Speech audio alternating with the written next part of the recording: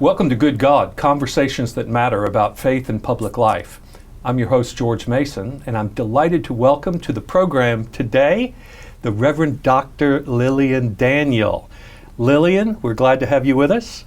Thanks. I'm so excited to be in Texas. Yes, well, because she's from Iowa nowadays, Lillian is the senior minister of the First Congregational Church in Dubuque, Iowa.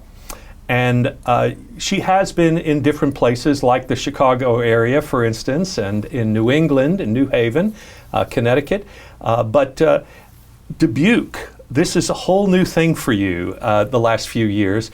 What's the difference like being in New Haven, Glen Ellen in the suburb of Chicago, and now Dubuque, Iowa? First, I love Iowa, and I came there 6 years ago, and people, when I got there, they said, oh, why'd you come? Do you have family here? And I said, well, I thought anybody could come. But it's beautiful, and contrary to what people expect, I don't live in flat cornfields. I'm in a very urban setting. Yes. It's a river city, and we have hills because it's called the Driftless region, where Wisconsin, Illinois, and Iowa meet. And the glaciers did not drift through, so they didn't flatten the land. So we have like San Francisco grade hills. Wow. And a lot of bluffs and rivers. And I know you have a really kind of diverse culture in Dubuque too, and educational institutions, lots of colleges. Lots of colleges. It's a very Catholic area. Right. Apparently the reason that we have never gotten hit by a tornado, which hit everywhere else in Iowa, is because there's a statue of Bishop Mazzucchelli up on the top of the bluffs. Oh, well, yeah. So God noticed that. Yeah, well, I definitely wanted to live under the statue for sure. But so it's really interesting to be in such a Catholic environment in a Protestant, a congregational church, very urban with all the wonderful things and challenges of urban life. I love it there. But in 5 minutes, I can be in my kayak on a beautiful river and not see a soul. Fantastic. So you mentioned being a Protestant. So I mentioned too that you are the pastor of First Congregational Church, and that's affiliated with the United Church of Christ.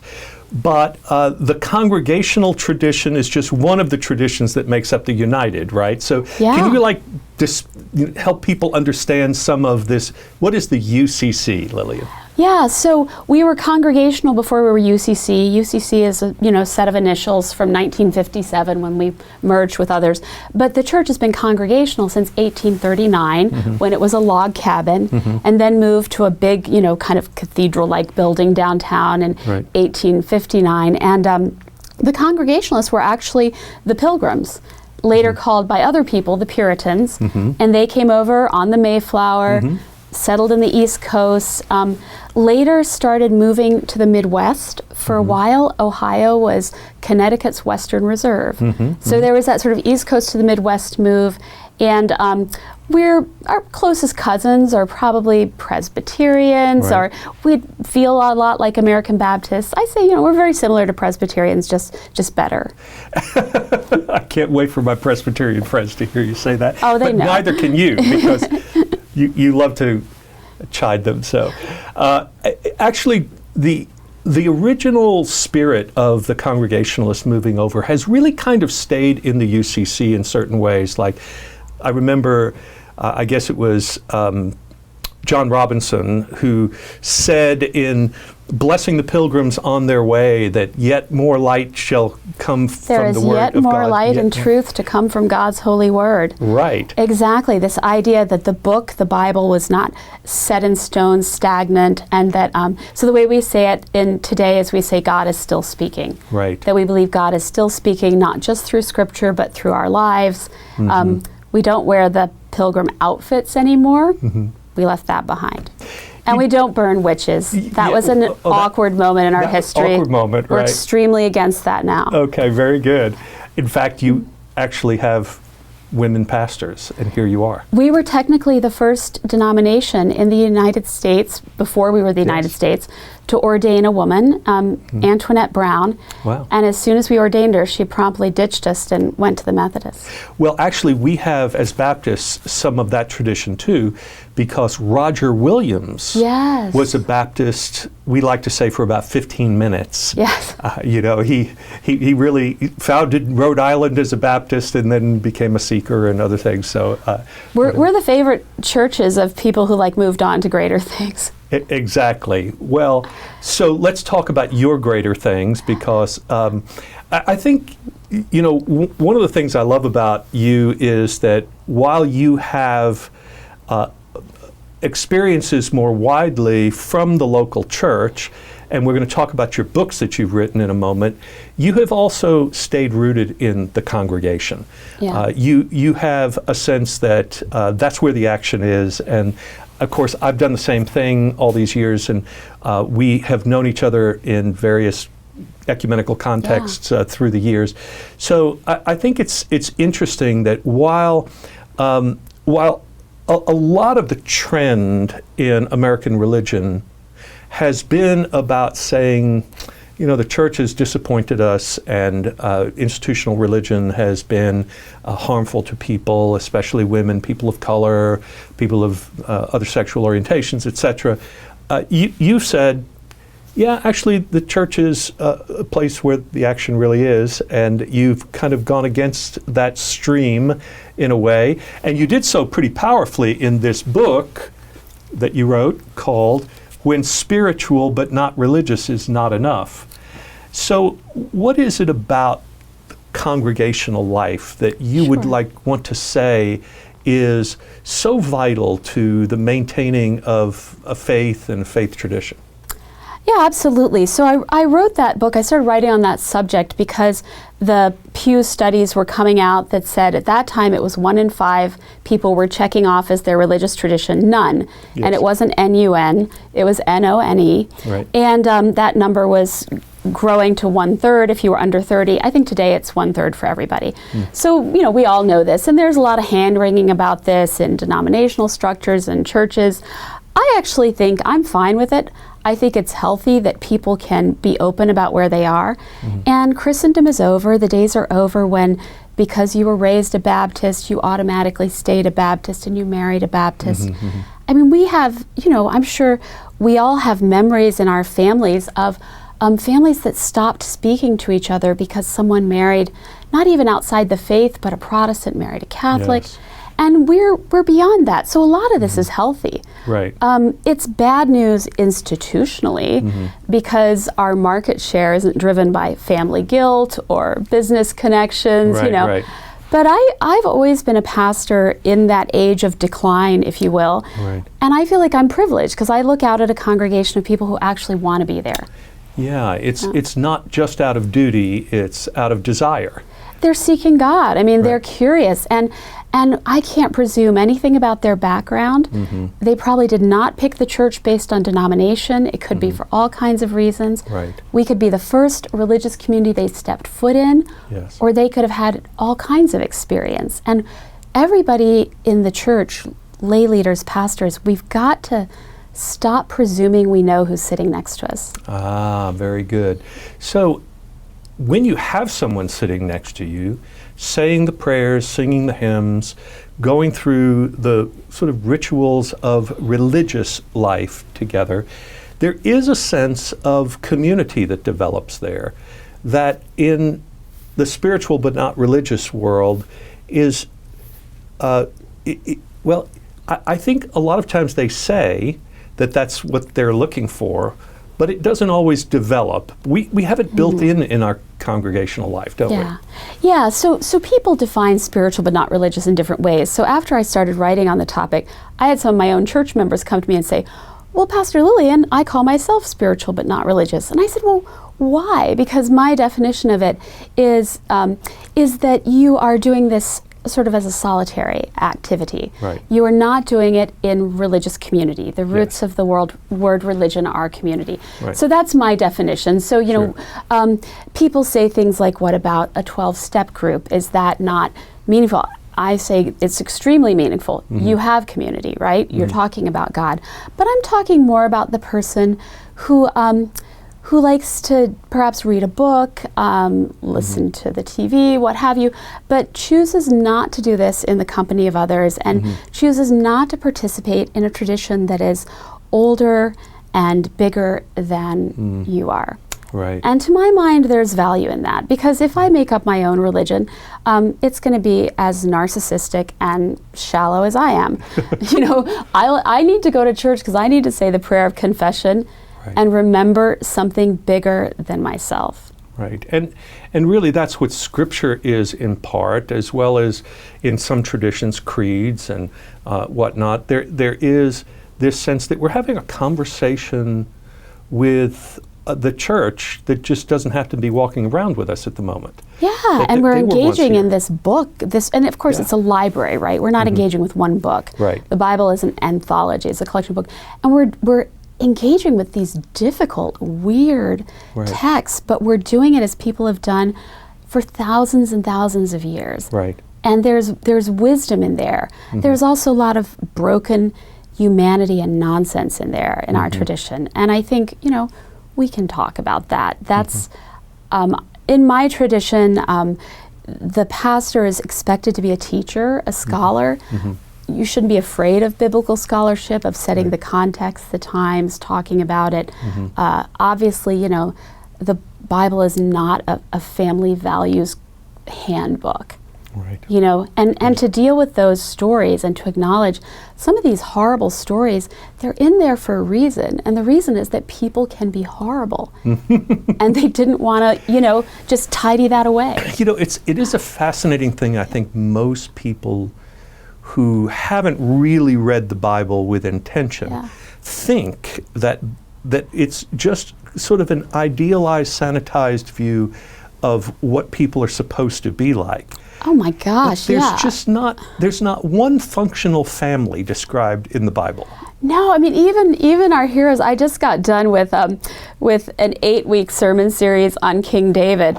And, by week 7, I was like, can we get to the part where he does anything, laudable? Right. I mean, and we think of him as a great leader, but I also think that's the point, that he gets to have redemption, he gets to make mistakes, but yeah, this is not like 10 steps to a happy marriage. No. And, the David story is fascinating to me, too, in that, it's not before, but after the episode with Bathsheba and Uriah, her husband, where he actually has her husband killed so he can be with her. Yeah, for no good reason.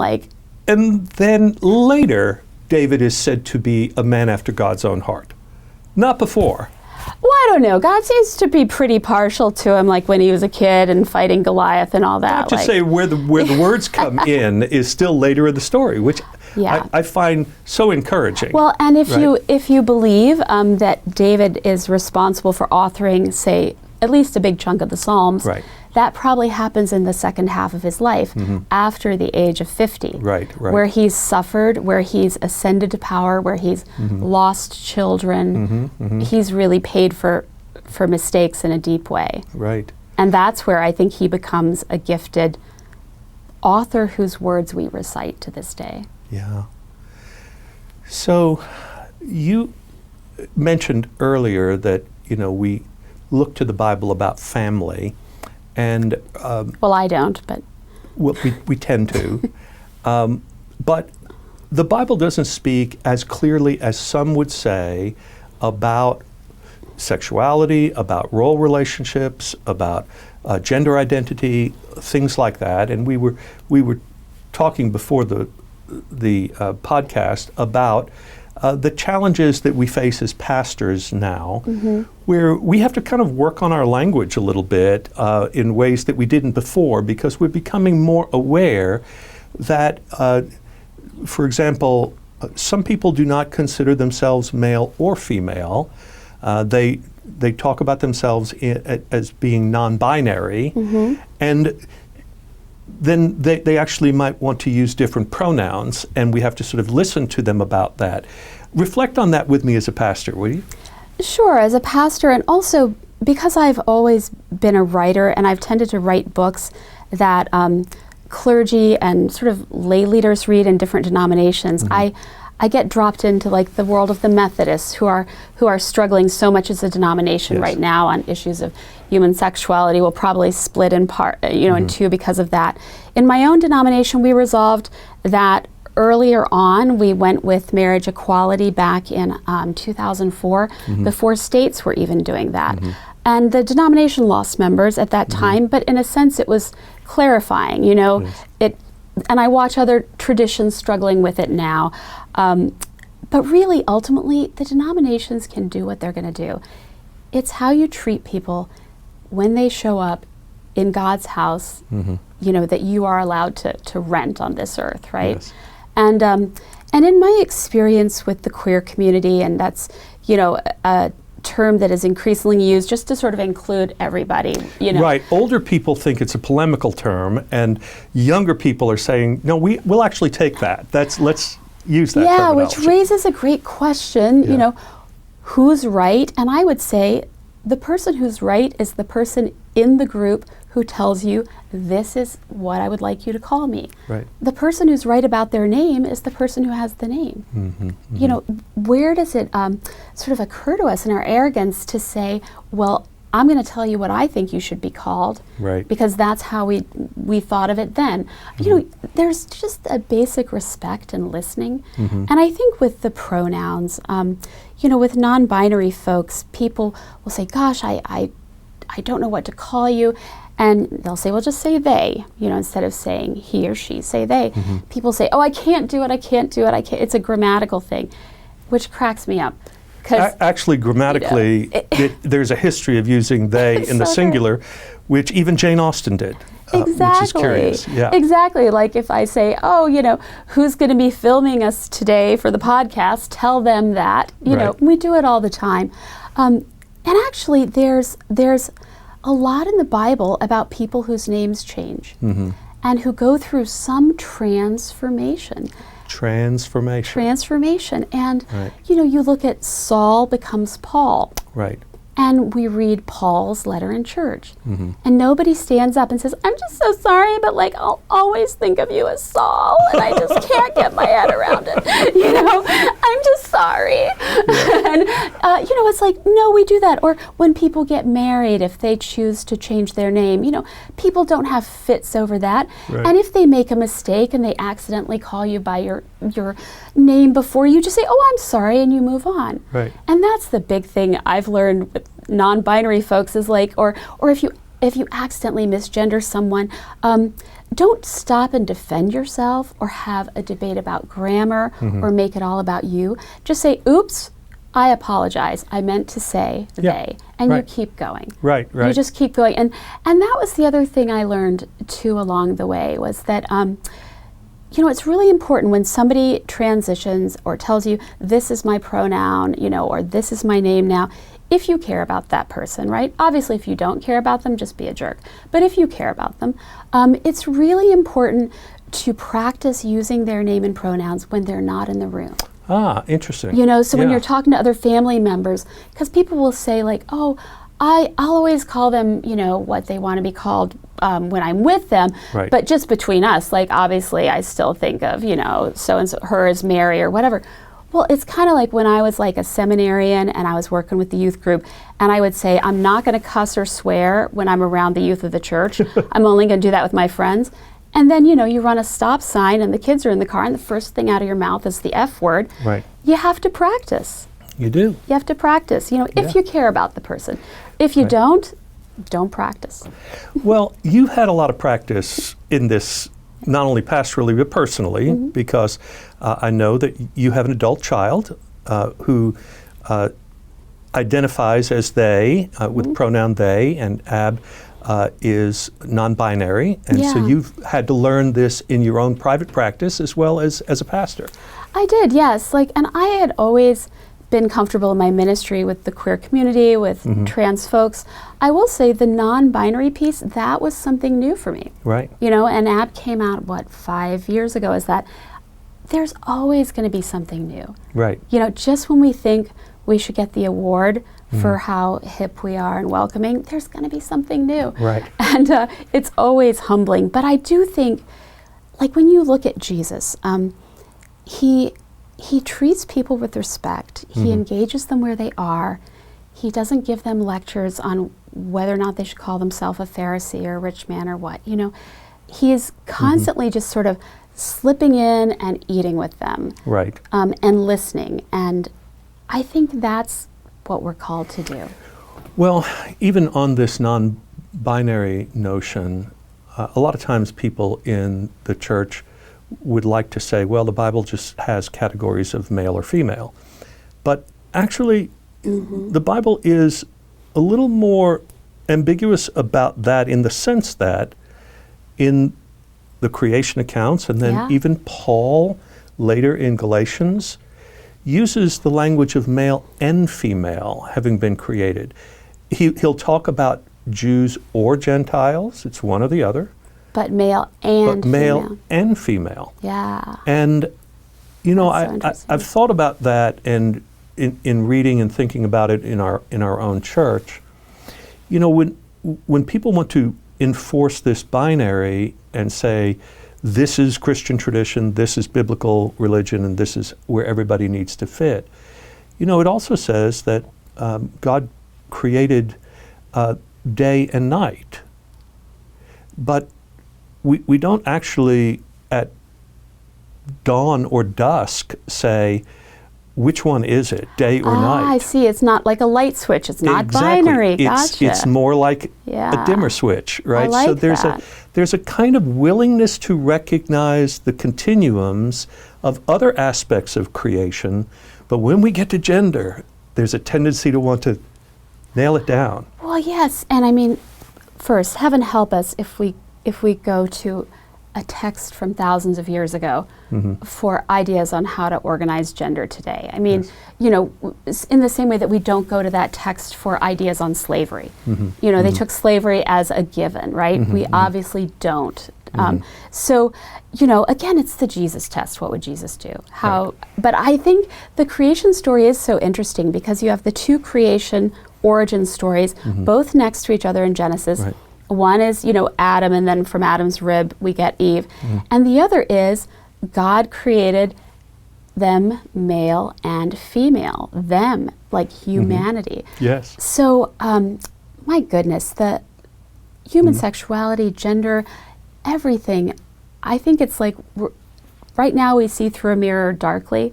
Yes. In heaven we'll see face to face. Who knows what will be revealed? Right. Who knows? But I think the idea of allowing people to be transformed, right. The transgender world, I think right now is teaching us that we're all in transition. We are all in transition, and sometimes folks on that journey may change their name or their pronouns more than once.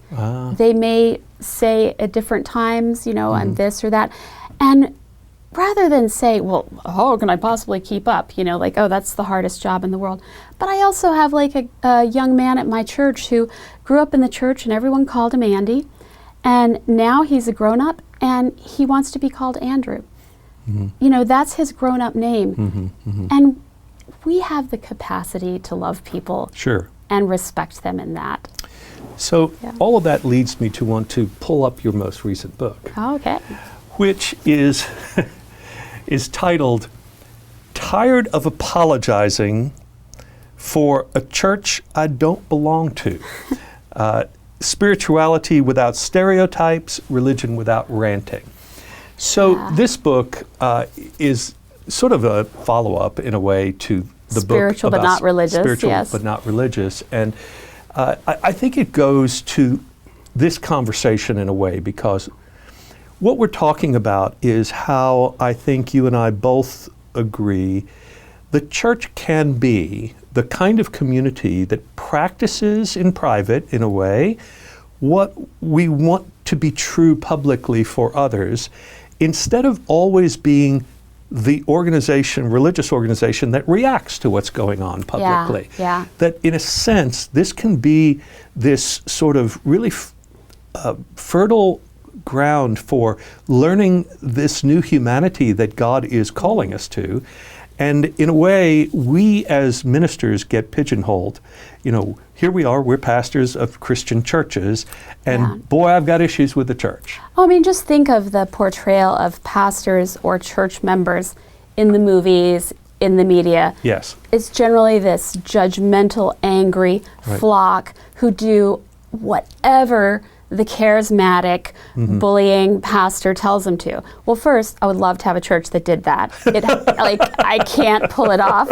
No one does what I ask them to at my church. They never have. But no, I think where's the portrayal of the church people I know who are diverse and questioning and debating and challenging each other and challenging me and doing the real work, and who don't think that they're perfect. I mean, we say the prayer of confession every week because we need it. Yes. We're not saying it for everybody else out there. Right. And so that's the picture of church that I think we need to talk about more. But I think what happens is when you're a part of a church that perhaps has a high value on inclusivity or tolerance or interfaith dialogue, et cetera, we have sort of slipped into the don't ask, don't tell mode when it comes to our faith. Yeah. We're terrified to out ourselves as Christians because we don't want people to think we're those kind of Christians. Right. You know, like as a pastor, you know, you're on the airplane and like someone says, what do you do for a living? And you're going to say like, I'm a roofer, because you don't want to be associated with the nut job pastor who's saying that the hurricane hit this country because, you know, they did something wrong. I mean, you know, we're all kind of embarrassed by like segments of the church family, but I think to just go underground or hide, it's not the answer, you know. So that was what I meant, like, stop apologizing for these churches that are sort of stereotypes or other people's churches, and instead just talk honestly, not so much boosting the institution, but what do you get by participating in a religious community? You know, why does it make your life richer? What difference does it make? I think it's something I've loved about watching you over the years. And I don't know whether it's your theological orientation, your personality, or what it is exactly, but almost whenever the church is going in one direction and just going all in on this, you sort of say, stop, wait a minute, let's look at the other side of this. And I've seen you do this numerous times. So with the spiritual but not religious bunch, for instance. No, let's talk about religion. When I know, you know, there was a movement of people who felt like maybe they were graduating out of the ministry into, you know, other pursuits and leaving the local church. You were like, wait. And wanted a medal for it. Exactly, and wanted everybody to praise them, and they did.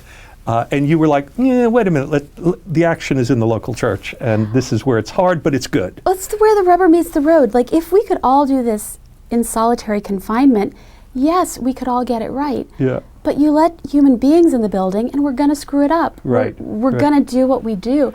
But that's where we actually like have to wrestle with loving your neighbor. It's easy to love your neighbor when you don't ever see your neighbor. Right. Or you don't have to like pass bylaws with your neighbor or be on a committee with your neighbor. Oh gosh. Yes. Like, well, and so in this book, you're actually in some ways taking on your own tendency to want to hide or apologize. Like, let me beat you to it. The witch trials, the Inquisitions. Exactly. Okay, we're all about that. But you also have a way of taking on even your more liberal progressive tradition and saying, right now it's all about Brene Brown and vulnerability and all. But some of that goes a long way, and it's important. But what else would you like to say, Lillian? So it's not all about me. Yeah. I mean, I really appreciate that for many people, their lives have been changed by Brene Brown's important work on shame and overcoming shame and how it can really be toxic.